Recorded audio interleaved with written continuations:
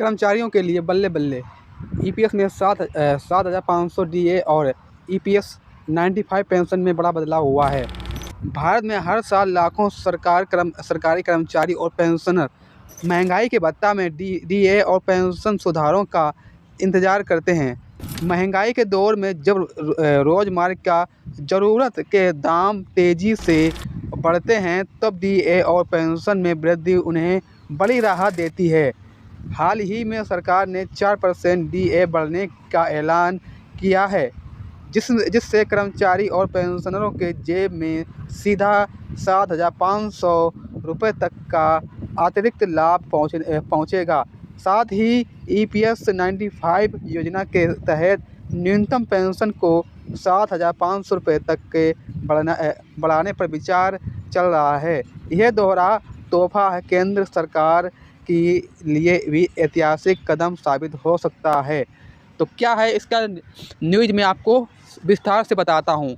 अगर आप हमारे यूट्यूब चैनल पर नए हैं तो प्लीज़ इस यूट्यूब चैनल को सब्सक्राइब कर दें और वीडियो को लाइक कर दें। तो सबसे पहले बात करते हैं कि महंगाई के भत्ते में समझ में ही नहीं आ रहा है कि फिर इसके बाद गाइस आप लोगों को इस बार के फैसले का असर सरकार ने 4% डीए बढ़ाने का फैसला किया है, जो 1 जुलाई 2025 से लागू माना गया था। ठीक है, इसका भुगतान अगस्त में कर्मचारियों पेंशनरों को मिलेगा। जब जिनकी बेसिक पेंशन सैलरी 3500 रुपये है, उन्हें अब डीए के रूप में करीब 17,500 रुपये मिलेंगे। पहले यह राशि 16,100 रुपये थी।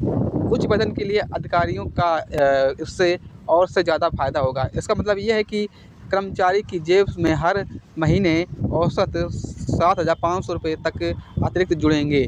ठीक है, फिर इसके बाद गाइस आप लोगों को ईपीएस 95 योजना के तहत सभी लोगों को, जैसे कि पेंशन योजना के तहत 1995 से लेकर ईपीएस 1995 केंद्र सरकार ने ईपीएफओ के तहत शुरू की थी। इस योजना में निजी और सरकारी दोनों लोग इसका कर्मचारियों को लाभ मिलता है। अब इसके तहत कर्मचारियों को रिटायरमेंट के बाद पेंशन सुनिश्चित की जाती है। न्यूनतम पेंशन लंबे समय तक 1,000 रुपये प्रति माह तक, ये जो बेहद कमी थी। ठीक है, ईपीएस पेंशन 95 पेंशन को न्यूनतम पेंशन 1,000 से बढ़ाकर 7,500 की जाए। महंगाई के भत्ता में डीए पेंशन में ज़्यादा जोड़ा जाए।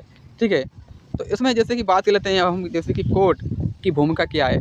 सुप्रीम कोर्ट ने ईपीएस 95 को लेकर कई याचिकाएं दायर की हैं। कोर्ट ने मानना है कि 1,000 की पेंशन मौजूदा दौर में आपात नहीं है। कोर्ट ने केंद्र और ईपीएफओ से पेंशनरों की समस्याओं का समाधान कहा है। यदि कोर्ट कोई भी ठोस आदेश देता है तो पेंशनरों को बड़ी राहत मिलेगी।